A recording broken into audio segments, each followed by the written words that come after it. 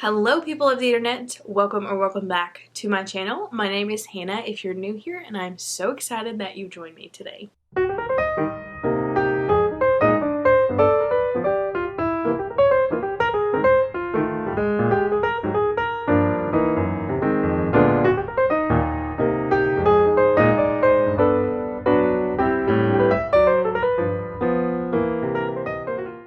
The dreaded book slump. We've all had them, and they are absolutely terrible.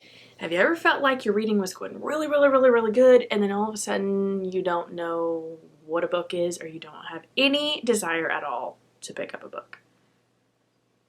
Yeah, you, my friend, have experienced a book slump. So today I'm going to give you 10 books that I think are the perfect cure of getting out of a book slump. So without further ado, let's get started. Before I begin, I want to tell you that it is okay if you are experiencing a book slump. It happens to us all. It just shows that you are a reader, and everybody gets a little burnt out sometimes. So just know that it's absolutely okay and it's normal. The first book that I think is the perfect cure for a book slump is The Housemaid by Freida McFadden.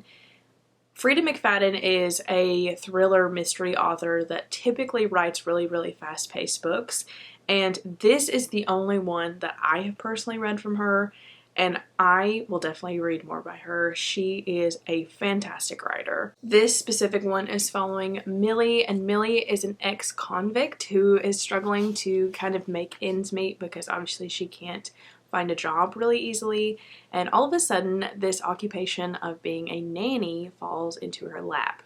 So she ends up being a nanny for the Winchester family, and the mom of that family, her name is Nina.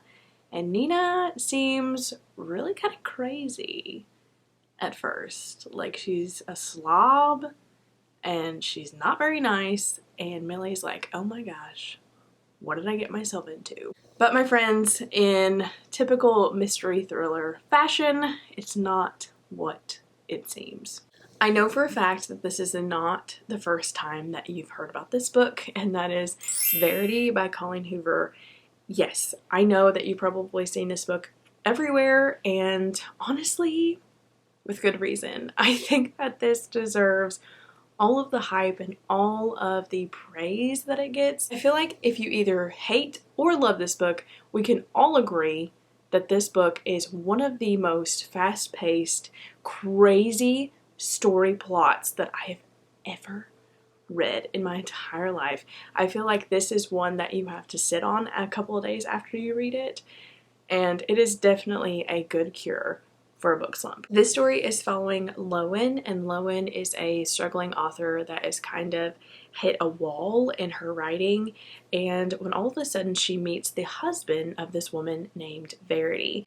And Verity is a famous author who has just been in a car accident, and she is basically paralyzed and cannot continue the book series that she's started. So Verity's husband tracks down Lowen and asks her to continue Verity's book series.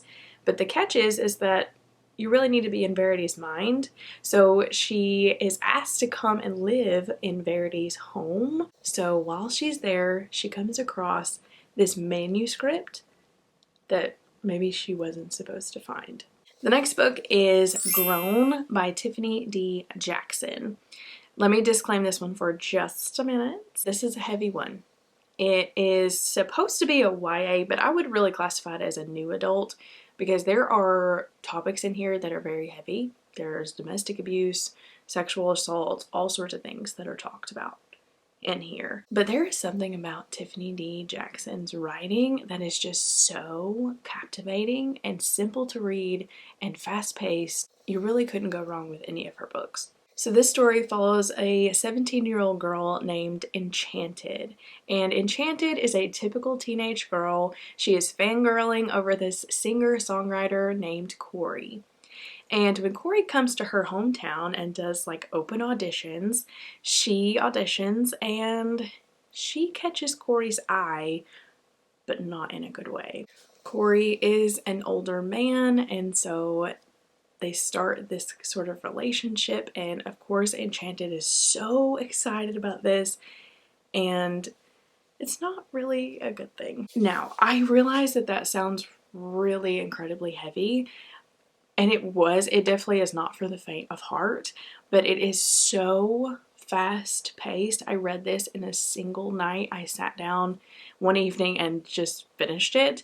It was extremely fast and extremely gripping, and you won't be able to put this one down. The next book is part of a trilogy, and that is The Summer I Turned Pretty by Jenny Han. This trilogy is so cute. I'm sure you've seen the books, or at least the Netflix series. There is an adaptation out for it right now, and everything about this just makes me smile.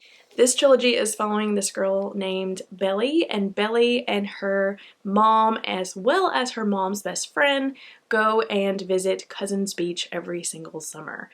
And her mom's best friend actually has two sons, Conrad and Jeremiah. It kind of starts a sort of love triangle from when they were kids, and now they continue to go to Cousins Beach, and the love triangle still lives on.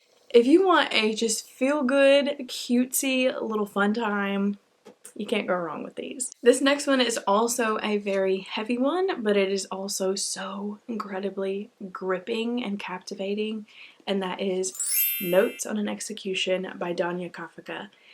Oh my goodness. This is one of my favorite books of all time, and I know that sounds bizarre, but let me explain. So this story follows a serial killer that has killed lots of women in his lifetime, and he's on death row. And so you kind of get a dual timeline of following the hours and the minutes before he gets executed, as well as the story of his life. But the catch is that he's not telling the story of his life. The women in his life is telling the story. His mom is telling a story, his parole officer on his case, his childhood best friend. They're all telling bits and pieces of his life and their interactions with him. This book will make you think, because this is not just a work of fiction. This actually deals with real life problems that we experience today, because there are murderers, there are serial killers that are on death row, but this kind of gives you a different perspective of that and will make you think. It was so incredibly gripping and so incredibly good. The next book is one of my favorite thrillers of all time, and that is Hidden Pictures by Jason Recolleck. This one kind of reminds me of the plot of The Housemaid, where you're following this ex-convict who is having trouble finding a job, when all of a sudden there's this babysitting gig that she's able to get, and she babysits for this couple named Ted and Caroline. And she's babysitting their 5-year-old child named Teddy. And she's so excited, and she gives it her all, and she loves Teddy, and she's having such a good relationship with him. And all of a sudden, Teddy starts drawing these really sinister drawings. My favorite thing about this book is that not only is it super haunting and the writing just grips you, but you're also able to see Teddy's drawings in the book.